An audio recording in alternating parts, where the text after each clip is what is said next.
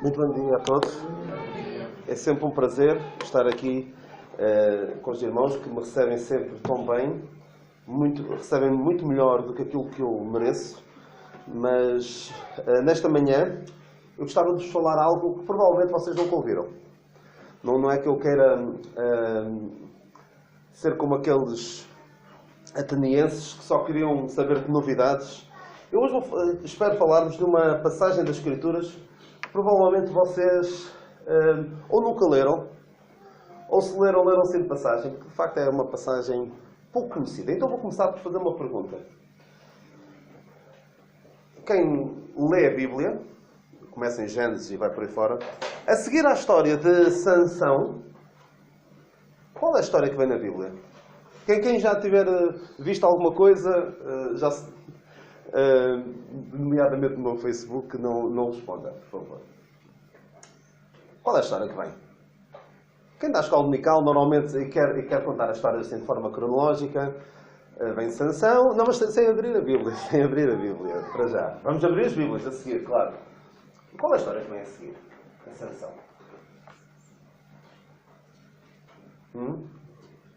Como? Ruth? Ouvi Ruth? Não é Ruth, não. Então vamos lá, Juízes 17. Então, se porventura já se separaram com esta passagem, passou-vos ao lado, muito provavelmente. É uma história que normalmente, Juízes 17, é uma história que normalmente não é dada na escola dominical, porque não é suposto tirar grandes lições positivas desta passagem. Mas eu quero tirar algumas lições tremendas e bastante solenes sobre a história deste homem que nós lemos em Juízes 17. Então, há uma razão para normalmente não se falar desta história. É uma história não muito bonita, que revela o estado da apostasia, do afastamento da nação de Israel em relação aos mandamentos de Deus. E Juízes 17 e 18 falam, é mais ou menos as mesmas personagens. Elas têm esta personagem, Mica, em comum. Depois de Juízes 17 e 18, ainda há uma outra história, ainda pior do que esta. Envolve morte, envolve uma tribo de Israel que quase ficou reduzida a nada. Ficou reduzida a uns poucos de homens por causa do pecado. E estes últimos 5 capítulos do livro de Juízes, que normalmente não são tidos em conta quando se quer dar uma panorâmica da Bíblia, revelam então, como eu disse, o estado de apostasia em que a nação de Israel entrou. E temos lições para isso. O meu objetivo é tirar lições, nomeadamente este capítulo 17. Numa próxima oportunidade, talvez falemos do capítulo 18. Então o que é que aconteceu com o povo de Deus quando entrou na terra de Canaã? Nós sabemos que a terra de Canaã foi conquistada sob a liderança de Josué, exatamente, sob a liderança de Josué, e nós lemos que ele morreu e até teve aquele discurso, aquela frase emblemática em que disse, Josué 24:15, porém se vos parece mal aos vossos olhos servir ao Senhor, escolhei hoje a quem servais. Se os deuses a quem serviram os vossos pais que estavam de além do rio, ou os deuses de amorreus em cuja terra habitais. Porém eu e a minha casa serviremos ao Senhor. E o que acontece é que depois da morte de Josué, nós lemos no livro de Juízes, capítulo 2, nós vamos daqui um bocadinho para Juízes 17, mas no capítulo 2 de Juízes nós vemos que, Juízes 2:7, e serviu o povo ao Senhor todos os dias de Josué e todos os dias dos anciãos que prolongaram os seus dias depois de Josué e viram toda aquela grande obra do Senhor a qual ele fizera a Israel. Faleceu, porém, Josué, filho de Num, servo do Senhor de idade de 110 anos. Depois, versículo 10. Juízes 2:10. E foi também congregada toda aquela geração a seus pais, e outra geração após deles se levantou, que não conhecia o Senhor, nem tão pouco a obra que fizera a Israel. Então fizeram os filhos de Israel o que parecia mal aos olhos do Senhor, e serviram aos Baalins e por aí fora. E o que é que acontece depois, neste capítulo 2, é praticamente um resumo do que se passa ao longo de todo o livro de Juízes. Que é, a nação de Israel abandona o Senhor, vai após a idolatria, os costumes da terra onde entraram. O Senhor envia um povo para os... Para os quê? Para os... Não, um povo estrangeiro para os castigar, para disciplinar, para os castigar. Eles clamam ao Senhor, o Senhor ouve, envia-lhes um libertador barra juiz, não é? Durante alguns anos a terra tem paz, a terra ou parte da terra, porque nem sempre os juízes eram juízes a nível, libertadores a nível nacional, às vezes eram algumas tribos apenas que estavam a ser oprimidas pelos midianitas, ou pelos filisteus, ou por estes ou por aqueles.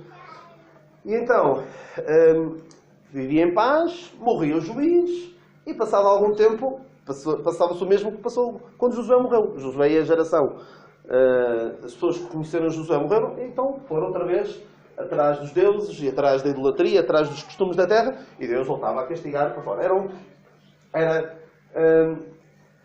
Era aqui um círculo vicioso, era sempre estes passos: apostasia, castigo, arrependimento, libertação, paz, apostasia. Andavam sempre nesta vida durante o livro de Juízes todo. E esta história de Mica, no capítulo 17, não sabemos ao certo quando é que terá acontecido. Há razões para crer, tendo em conta o que se passa no capítulo 18, que também está narrado no livro de Juízes, de Josué. É possível que tenha sido, não necessariamente no fim da história de Sansão, mas alguns ali pelo meio. Tal como a história de Ruth não tem de ser sido necessariamente a seguir à história dos juízes. Poderá ter sido naquele tempo, do tempo dos juízes. Mas revela-nos, e eu digo já, provavelmente não haveria na nação de Israel apenas um homem a ter o comportamento de Mica. Provavelmente haveria muitos. E já vamos ver porquê. Então vamos ler rapidamente o capítulo 17, já só para ter um contexto histórico e de relação com Deus, como é que estavam as coisas neste tempo. Então, Juízes 17. E havia um homem da montanha de Efraim, cujo nome era Mica, o qual disse à sua mãe: as 1100 moedas de prata que te foram tiradas, por cuja causa deitavas maldições e também as disseste em meus ouvidos, eis que esse dinheiro eu o tenho, eu o tomei. Então disse sua mãe: bendito seja meu filho do Senhor. Assim restituiu as 1100 moedas de prata à sua mãe. Porém sua mãe disse: inteiramente tenho dedicado este dinheiro da minha mão ao Senhor para meu filho, para fazer uma imagem de escultura e de fundição, de sorte que agora te tornarei a dar. Porém ele restituiu aquele dinheiro à sua mãe, e sua mãe tomou 200 moedas de prata e as deu a Orives, o qual fez delas uma imagem de escultura e de fundição, e esteve em casa de Mica. E tinha este homem Mica uma casa de deuses, e fez um éfode e terafins, e consagrou um dos seus filhos para que lhe fosse por sacerdote. Naqueles dias não havia rei em Israel, cada qual fazia o que parecia direito aos seus olhos. Vamos ficar por aqui, depois quero continuar com esta leitura. Está aqui a explicação de porque é que Mica fazia isto. Não havia rei em Israel, cada um fazia o que parecia direito aos seus olhos. Então, o que é que aconteceu com este Mica? Creio eu, pelo que percebo desta leitura e também da leitura de outras versões, creio que Mica terá roubado dinheiro à sua mãe. As 1100 moedas de prata, a sua mãe não sabia delas, Mica tinha pegado nelas, tinha-as roubado. E a sua mãe lançava maldições e ele, provavelmente, com medo, disse: mãe, olha, eu tenho dinheiro. Eu tenho dinheiro que tinha sido tirado. E ela disse: bendito seja o meu filho do Senhor, que inteiramente tem dedicado este dinheiro da minha mão para fazer uma imagem de escultura e de fundição. Nós ao lermos isto, percebemos o que é que está a acontecer nesta família. Nesta família está a acontecer o que acontece quando abandonamos a palavra de Deus. Quando negligenciamos a palavra de Deus. Quando negligenciamos a comunhão com o povo de Deus. Esta família, esta mulher, achou por bem pegar nas moedas de prata e mandar fazer o quê? Uma imagem de escultura e de fundição. Não era preciso ter um conhecimento muito profundo da lei de Deus, dos mandamentos de Deus, para saber que isto não era boa ideia. Ao fazer isto, o que é que ela estava a fazer? Claramente. A quebrar o quê? O primeiro e o segundo mandamento. Não terás outros deuses diante de mim e não farás para ti imagens de escultura. Reparem que nesta história toda, sem precisarem de sair de casa Mica e a sua mãe quebraram quase todos os 10 mandamentos. Acho que os únicos que não quebraram foi não adulterarás, não matarás e guardarás o dia do sábado. A não ser que tenham feito alguma destas coisas no sábado, também esse foi. De resto, imagem de escultura, tomaram o nome de Deus em vão, porque ela diz aqui, inteiramente tenho dedicado este dinheiro da minha mão ao Senhor. Para fazer o quê? Para fazer algo que Deus não aprova. Está a desonrar o nome de Deus. Está a usar o nome de Deus em vão. Ainda por cima disse, inteiramente tenho dedicado. E quantas das 1100 moedas de prata é que ela utilizou? Versículo 4. 200. Inteiramente e depois dá 200. Isto é usar o nome de Deus em vão. Honra teu pai e tua mãe. O que é que Mica fez? Honrou a sua mãe? Ao roubar-lhe o dinheiro? Não. Cobiçou o dinheiro da sua mãe. Roubou o dinheiro da sua mãe. Eu acho que já cobri todos os mandamentos que ele quebrou. Quebrou praticamente todos sem precisar de sair de casa. Infelizmente, tal a apostasia que já se verificava nesta família. Então, eles fizeram aqui uma imagem de escultura. E este homem, Mica, fez uma casa de deuses, onde punha lá estas imagens de escultura e de fundição. E consagrou um dos seus filhos para que lhe fosse por sacerdote. Naqueles dias não havia rei em Israel, cada qual fazia o que parecia direito aos seus olhos. Sabe o que aconteceu com esta família? Aconteceu algo que pode acontecer também connosco. Claro que isto tem o seu contexto histórico, o contexto da nação de Israel, da forma como a nação de Israel se relacionava com Deus e como Deus se relacionava com a nação de Israel. Hoje a relação de Deus com a Igreja é outra. O que Ele espera de nós são outras coisas, mas há aqui princípios que nós podemos, ideias que nós podemos aplicar para nós. Esta família já há muito tempo tinha deixado de dar ouvidos à lei de Deus. Comparem a atitude desta família com a atitude de um homem de Deus, que foi pai de um homem de Deus, que era Elcana. Elcana era pai de quem? Pai de Samuel. Elcana, logo no início do livro de primeiro livro de Samuel, lemos que, primeiro livro de Samuel 1:3, subia, pois, este homem a adorar, este homem da sua cidade, de ano a ano, a adorar e a sacrificar ao Senhor dos exércitos em Siló. E estavam ali os sacerdotes em Siló. Ou seja, ele ia todos os anos, com a sua família, a adorar ao Senhor. E iam adorar ao Senhor e também ouvir a lei de Deus. Alguém que ouvisse a lei de Deus sabia perfeitamente que o que estava aqui a acontecer estava completamente errado. Não há ponta para onde se pega e diz, esta família está a fazer uma coisa boa. Não. Completamente errado. Do princípio ao fim. Não há aqui nada que nós possamos olhar. Olha, realmente esta é uma família dedicada a Deus. Não. De certeza que não aconteceu. Um dia chegaram de Siló. Siló era o sítio onde estava a arca, onde estava o tabernáculo, onde era o centro da adoração a Deus.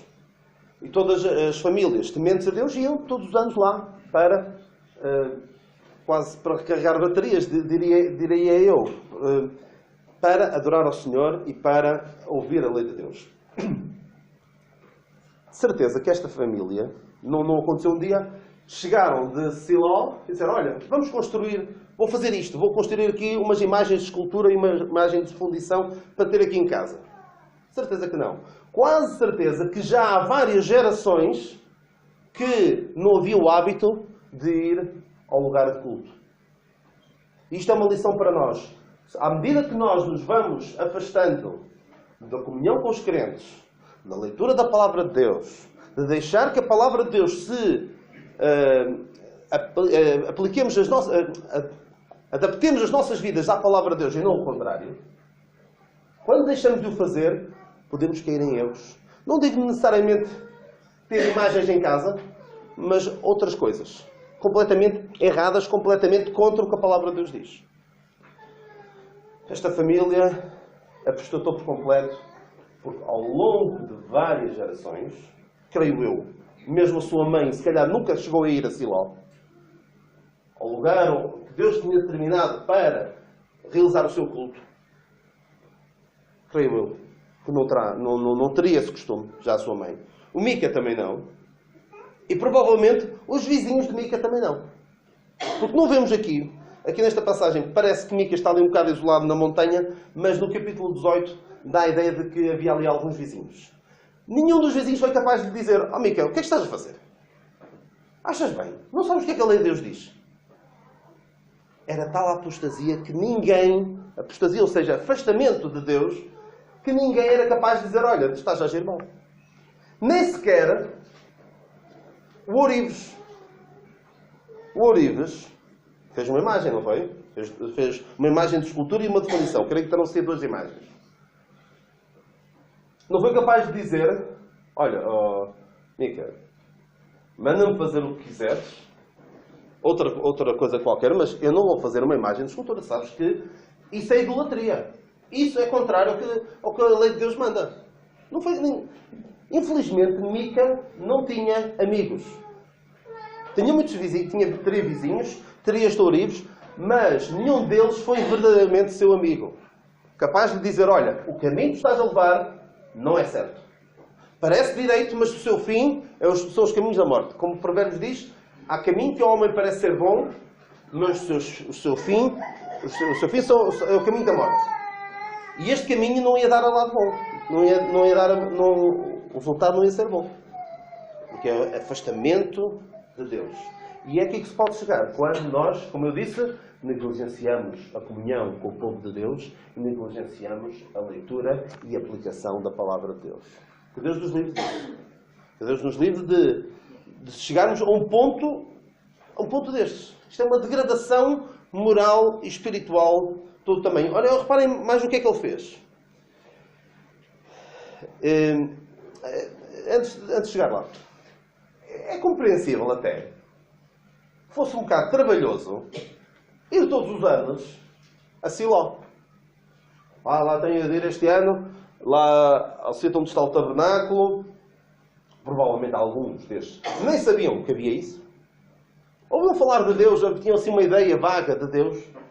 Como hoje em dia as pessoas à nossa volta têm. Têm uma ideia de um Deus completamente diferente do Deus da Bíblia. Ele diz: "Mas Deus é amor. Deus não vai mandar ninguém para o inferno." Como é que Deus vai mandar os seus filhos para o inferno? Primeiro, claro que Deus é amor, mas Deus também é justo. E em segundo lugar, nem todos são filhos de Deus. Isso é uma ideia completamente errada que não tem base bíblica.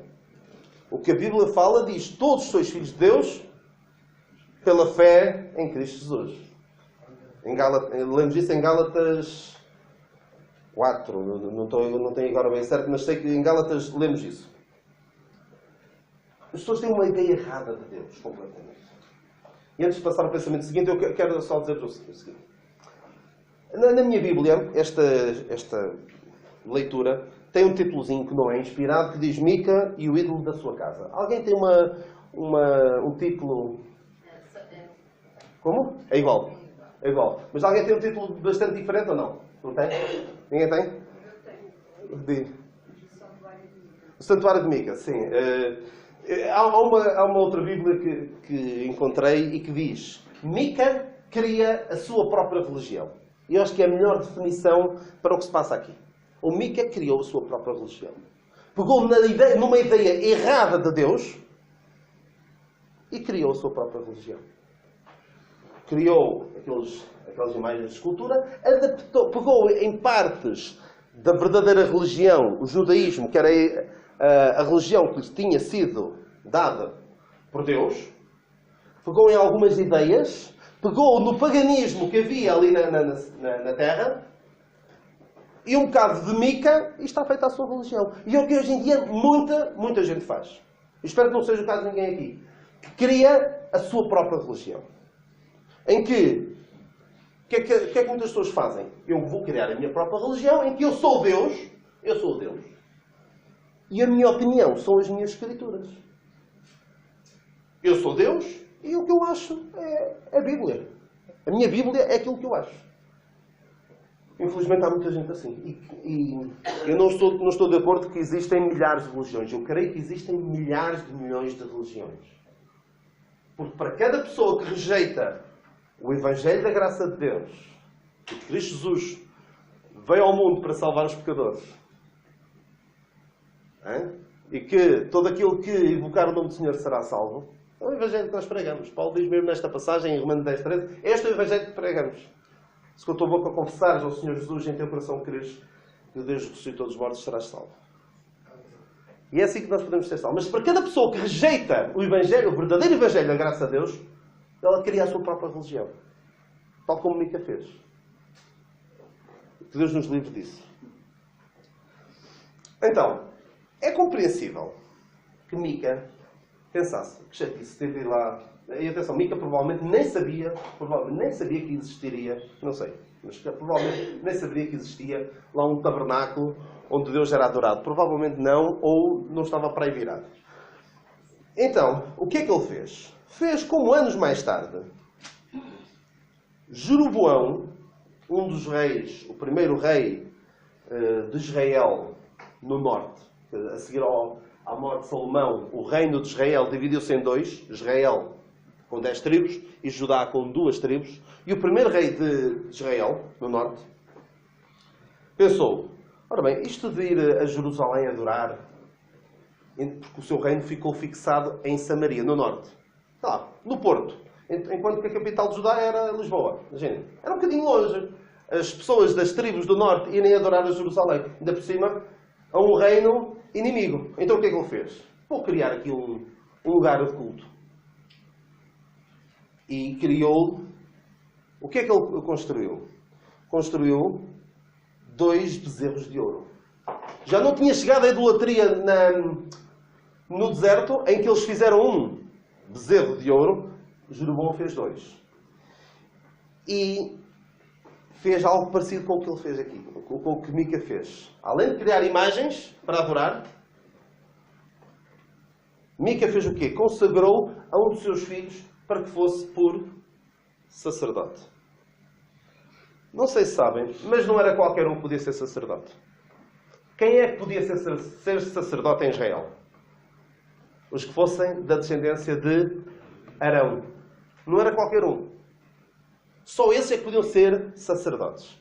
E ele pegou no seu próprio filho e consagrou por sacerdote. E sabem o que é que Jeroboão fez?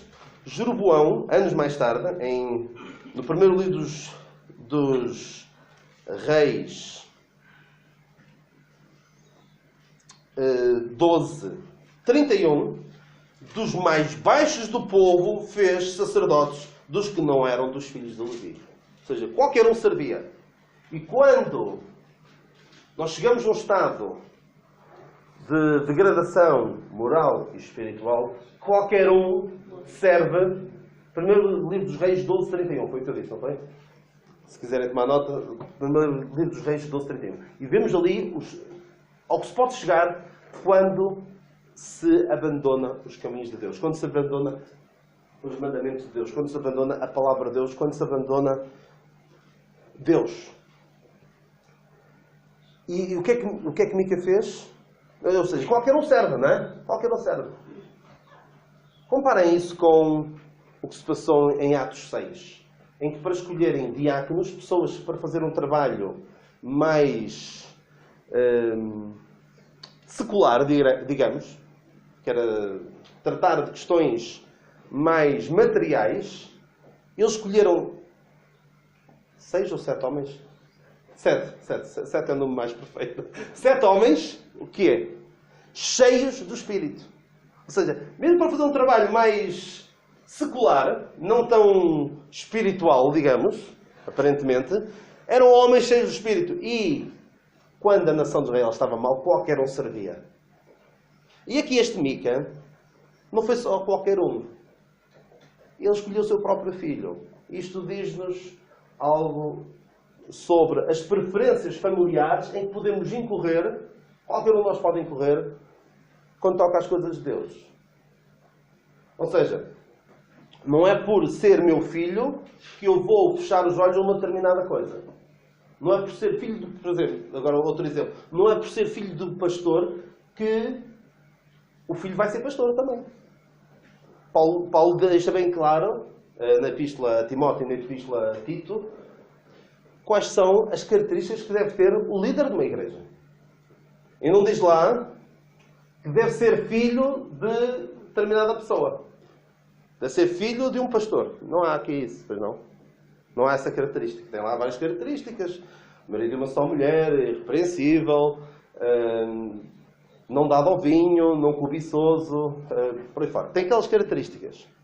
Não é por ser filho de que vai ser o que quer que seja. Se bem que o facto de ser filho de um homem de Deus dá-lhe uma grande vantagem. Dá-lhe uma grande vantagem por causa do conhecimento das Escrituras que tem desde bem novo. Foi o que aconteceu com quem? Com Timóteo. Desde a tua meninice sabes as Sagradas Escrituras. Isso é bom. Mas, se calhar, dá um certo avanço, digamos, na grelha de partida.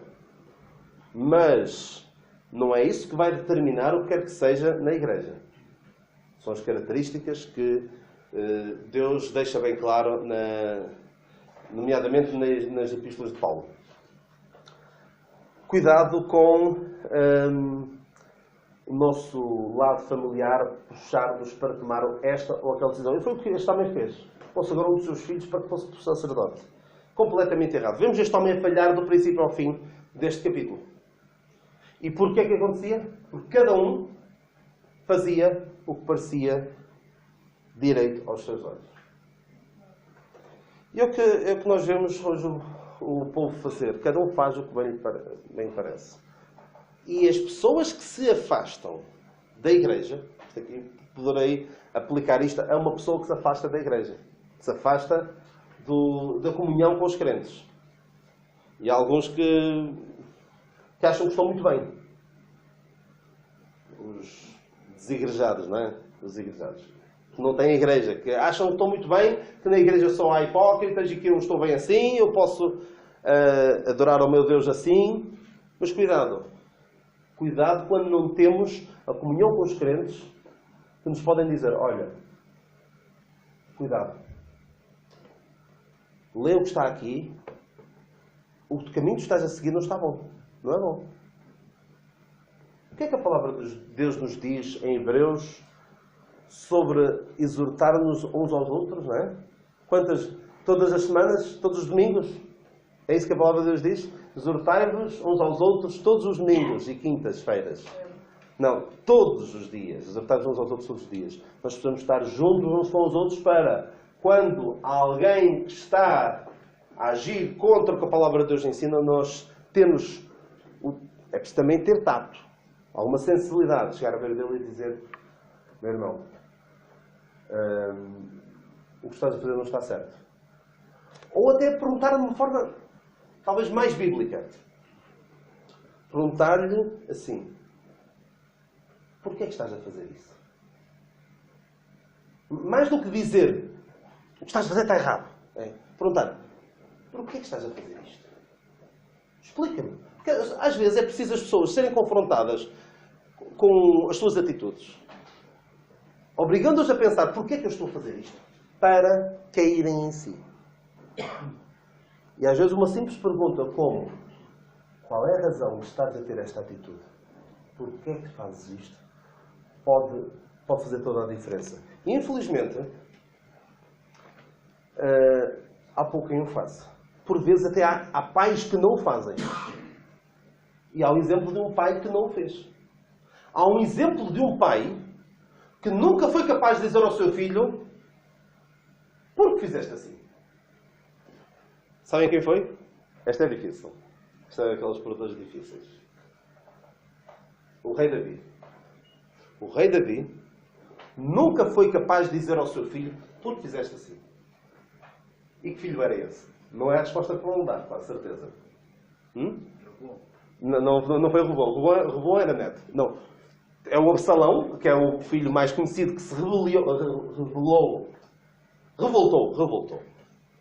Fez uma rebelião contra o seu pai. Mas o seu filho Adonias. O seu filho Adonias, que era irmão de Absalão, filho da mesma mãe, e do mesmo pai, ou seja, eram mesmo irmãos, não eram meios irmãos. Ele, já no final da vida de Davi, o reino estava prometido a Salomão, e ele disse, não, eu vou ser rei. E lemos em 1º livro dos Reis 1:6. E nunca seu pai o tinha contrariado, dizendo, por que fizeste assim? Nunca foi capaz de lhe dizer. Por que fizeste assim? Explica-me, meu filho, qual a razão de tu agires desta maneira? E claro, ele fez o que lhe apetecia. Fazia o que lhe apetecia. Um pai distante, um pai que não disciplina, um pai que não tenta educar o seu filho no temor do Senhor, pode conduzir a situações destas. Então, voltando aqui à nossa passagem, eu agora estou aqui com um problema. Eu queria falar do capítulo todo, mas não vou falar. Está muito calor, não quero prolongar muito a exposição e acho que já ficou uma lição bastante importante. Então, Mica não tinha a comunhão com o povo de Deus, com o povo de Deus fiel, e quer queiramos, quer não. Não é lá fora da igreja, não é espalhado que nós vamos encontrar o povo de Deus fiel. Podemos encontrar, aqui na igreja vamos encontrar crentes com muitas falhas. Certo? Pelo menos há um que tem falhas. Pelo menos dois. Vamos encontrar, de certeza, pessoas com muitas falhas. Pessoas quebradas. Pessoas com muitos defeitos. Mas são pessoas que são sinceras. Que percebem que precisam de continuar a aplicar a palavra de Deus nas suas vidas. E por isso é que vêm aqui, para aprender. Não para parecer mais justos do que os outros. Se for esse o espírito de eu vou reunir-me com os crentes para me sentir mais justo do que aqueles que não vêm, ou para descarregar a minha descarga de consciência, para me sentir mais próximo de Deus durante uma semana, até ao próximo domingo. Não, se for esse o espírito, não é correto. Mas vou para ser exortado, ser corrigido, ser instruído pela palavra de Deus, para ser exortado pelos meus irmãos, que chegam à minha beira e com amor me dizem, olha, esse caminho examina-o à luz da palavra de Deus. Por que fizeste assim? Explica-me. Eu preocupo-me com o teu bem-estar espiritual. Nós precisamos disto, nós precisamos de ser verdadeiramente igreja. Não é pessoas que se reúnem aqui uma vez por semana ou duas e o resto da semana nem querem saber uns dos outros. Não é esse o objetivo. Não é esse o objetivo da igreja. Olha, eu vou só terminar aqui com uma leitura. Eu vou explicar porque é que vou ler isto. É assim, eu olho para Juízes 17 e nem lembro da segunda parte, que é interessante também. Eu olho para Juízes 17 e penso assim, como é possível chegar a este ponto? Como é que é possível alguém deixar-se enganar tanto que está a fazer tudo errado e acha que está muito bem? Nós não lemos o resto do capítulo, mas no final do capítulo lemos Mica a dizer, agora sei que o Senhor me fará bem. Vocês não pensavam que estava tudo bem. E desde os livros olharmos para uma situação destas, ou outra situação que nós conheçamos e que sabemos perfeitamente e que a palavra de Deus diz que está errado, e nós achamos bem. Porque isto pode acontecer. Eu dou-vos um exemplo. Começa a tornar-se comum e normal as pessoas, hoje em dia, nem se darem ao trabalho de casar. Juntam-se. Está tudo bem. Não é? Nós podemos chegar ao ponto de nos enganarmos tanto a nós próprios que somos capazes de dizer está bem, é a mesma coisa. Isso é a maneira de pensar de quem? Da palavra de Deus? Ou é a maneira de pensar do mundo? E podemos aos poucos e poucos ir cedendo, e quando damos por ela, achamos coisas que estão claramente contra a palavra de Deus estão bem. Podemos chegar a esse ponto. Já nem sermos capazes de identificar o erro. Então eu vou ler-vos aqui um comentário a esta passagem que eu li numa versão. Eu fui à procura de várias versões, porque havia aqui algumas palavras que não percebia muito bem qual era. Às vezes o português não ajuda aqui na nossa versão. E até há aqui uma palavra no capítulo 8, no versículo 8 de Juízes 17, que aparece em itálico, que é a comodidade, que não aparece no original. Eu fui tentar ver como é que outras versões traduziam este versículo e deparei-me com uma versão em que o que saltou à vista nem foi propriamente o versículo, mas foi o comentário a este capítulo e ao capítulo seguinte. Neste capítulo, nós vemos Mica a criar aquele santuário. Vemos depois, aparece em cena um levita, e ele contrata-o para fazer o serviço ali na sua casa. E no capítulo seguinte vemos, isso terá de ficar para uma outra oportunidade, vemos alguns da tribo de Dan que passam por lá e roubam aquilo tudo. Roubam o levita, roubam as imagens, e o Mica fica todo destroçado, fica triste. Isto só para perceberem melhor o que eu vou ler agora. Então, o que é que eu li? E depois vejam se percebem de onde é que isto vem. Estes capítulos, conservando narrativas antigas, procuram dar um panorama de como o culto a Deus se desenvolveu na época de Israel, antes da monarquia. Em épocas mais remotas, o culto era feito em família, e o pai era um sacerdote ou alguém nomeado por ele. Na falta do pai, a mãe tomava a iniciativa de estabelecer o culto. Depois dessa atividade sacerdotal começou a ser realizada pelos levitas itinerantes que moravam junto de uma família e exerciam o cargo a troco do próprio sustento. Isto é o que nós lemos depois, quando o levita aparece em cena. Mais tarde, esses levitas também serviram como foco de união cultural de toda uma tribo, que é que nós lemos no capítulo seguinte, em que os de Dan roubam aquilo tudo. Não havia ainda nenhum santuário central para todas as tribos. Ouviram o que eu li? Não havia ainda nenhum santuário central para todas as tribos. Havia ou não havia? Havia Siló. Era o sítio onde... o nome nem é o mais importante. Havia um sítio que o Senhor tinha determinado para todos irem lá. Todos os anos. A única coisa que se procurava preservar através dessa religiosidade popular era a adoração a Deus. E depois, durante a monarquia, esse culto foi centralizado em Jerusalém. Como é que é possível uma Bíblia, de origem que é o mais ou menos óbvio, da religião dominante do nosso país, olhar para estes capítulos e dizer: olha, está tudo muito bem, olha, era assim que eles faziam, está tudo errado, do princípio ao fim. E há pessoas que conseguem pegar na Bíblia, conseguem pegar na Bíblia para justificar a sua vida de pecado.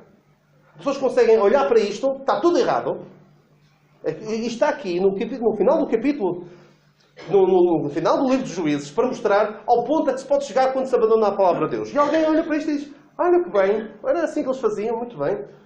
É idolatria e abandonar completamente os caminhos de Deus. E que Deus nos livre, meus irmãos e amigos, que Deus nos livre de nos deixarmos enganar tanto ao ponto que Mica se deixou enganar. Nós não somos melhores do que Mica. Eu acho que ninguém vai criar em casa, espero que ninguém tenha, mas sabemos que muitos por esse país fora têm em casa uma casa de deuses pequeninos ou maiores. Não, acho que nenhum de nós o vai fazer, mas podemos ter outros deuses mais disfarçados. Ou podemos incorrer noutros erros graves, fruto de quê? De negligenciarmos o quê? O que é que Mica negligenciou? Mica e a sua família negligenciou a comunhão com os crentes e negligenciou a palavra de Deus. Que Deus nos diga. Que Deus nos abençoe.